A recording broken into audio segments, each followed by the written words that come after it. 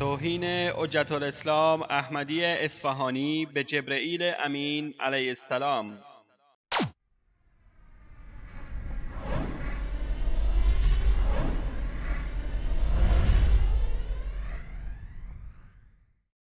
بعثت رسول معظم اسلام امیرالمومنین سلام الله علیه به حسب ظاهر یک جوان 10 ساله است. وارد شد بر امیرالمومنین در حالی که جبرئیل بر آقا نازل شده بود، کنار آقا وحی آورده بود. امیرالمومنین سلام الله علیه که وارد شد، جبرئیل از جا بلند شد، السلام علیک یا امیرالمومنین، خیلی تحویل گرفت، خیلی احترام کرد. آقا رسول خدا فرمود جبرئیل این جوانو خیلی تحویل گرفتی، خیلی مگه میشناسیش؟ گفت مگه میشناسمش؟ این استاد منه، این معلم منه، اسم منو این گذاشت جبرئیل، من خود نمیدونستم اسمم چیست. چی داری میگی؟ کی کجا؟ عرض کرد یا رسول الله موقعی که خدای منان مرا آفرید، آخه ان ملائکه از عالم خلقت امرند، الا له الخلق و الامر. ما پدر مادر ازدواج حامل زایمان، اما ملائکه کن فیکون. همینقدر که خلق شدم دم صدای شنیدم من انت و من انا، تو کی هستی من کی هستم. من گفتم انت انا تو یکی هستی ما هم یکی هستیم، تو یکی ما هم یکی. خطاب شد نه خیر تو یکی منم یکی. این جواب نیست، اونی که میخوام این نیست. فتلجلجت، من زبون گلم میکردم، خود نمیدونستم چی جواب بدم. آخه بابا ننه معلم استادی که یادم بده من چی بگم تا بگم، آخه نمیدونم چی بگم. تلجلجت، آدمی که هم یه چیزی میخواد بگه هم چیز مال گفتن داره، میگن تلجلج. زبون گلم میکردم چی جواب بدم. دمی آقا بغل من حاضر شد، گفت قل انت رب الجلیل و انا العبد جبرئیل، بگو تو پروردگار جلیلی منم عبد تو هم، اسمم جبرئیل است. من نمیدونستم اسمم جبرئیله، این آقا بهم گفت اسم جبرئیله. رسول خدا فرمودن که یا جبرئیل حرف که میزنی مال کیه؟ 100 سال پیش، 200 سال پیش، 1 میلیون سال پیش. نه که خاتم الانبیا ندان داره در قالب الفاظ میریزه. بیاد تو کتابا احمدی بیاد رو منبر برای شما بگه. مثلا توجه کرده چی عرض کردم؟ فرمودن که این که میگی مال کیه؟ گفت آقا یک ستاره سبزی است در کنار عرش، هر 30,000 سال یک بار طلوع میکنه. هر 30,000 سال یه بار این ستاره سبز در کنار عرش طلوع میکنه. من 30,000 بار طلوعش رو دیدم. 30,000 ضربه در 30,000 900 میلیون سال. این حرف مال عروضه. رسول اکرم فرمود اگر این ستاره سبزی که 30,000 بار دیده ببینی میشناسی؟ ارشد آقا 30,000 بار دیدن، یک بار که ببینم میشناسم، جبرئیله. خاتم الانبیا از جا بلند شد، امامه علیا زد بالا، این سبز از اینجا زد بیرون، گفت یا رسول الله خودشه.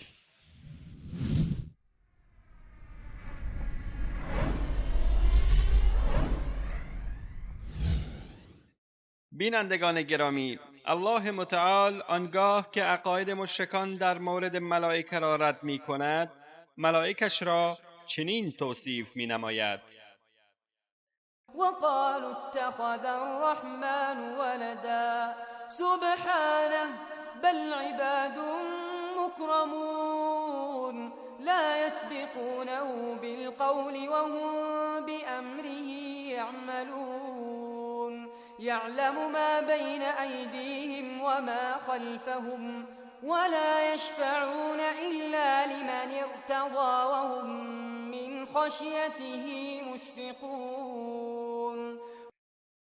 و گفتند پروردگار رحمان از ملائکه فرزندی برگزیده است، او پاک و منزه است، بلکه ملائکه بندگانی گرامی هستند، در گفتار بر او پیشی نمیگیرند و به فرمانش عمل میکنند.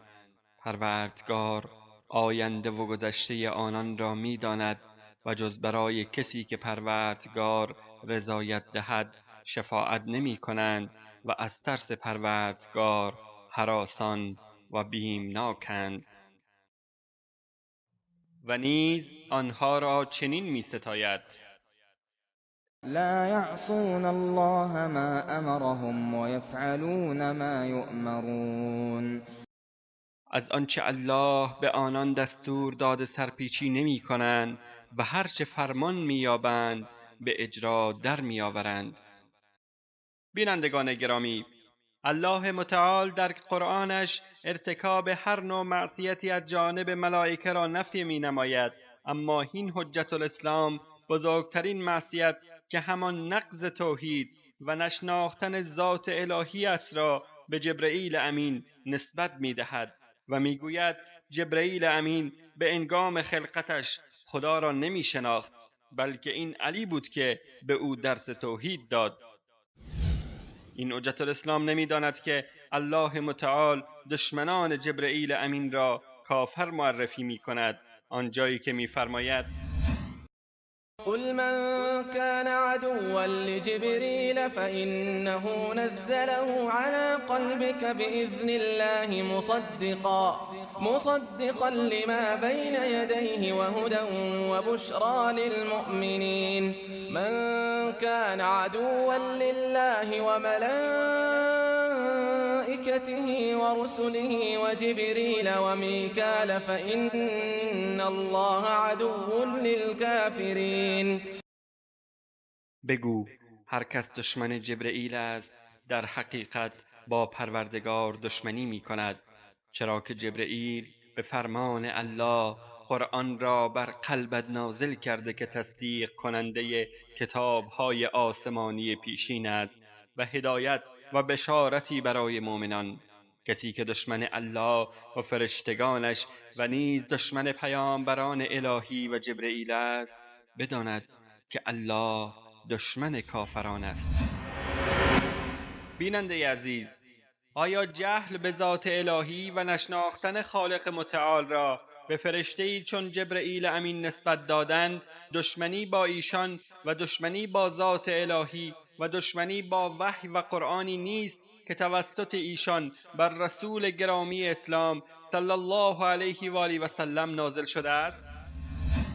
در ضمن چگونه میتوان جبرئیل را امین دانست و به قرآنی که از جانب پروردگار بر رسول الله صلی الله علیه و آله و سلم آورده ایمان آورد، در حالی که مرتکب بزرگترین گناه بر روی زمین که همان نشناختن الله متعال شده باشد؟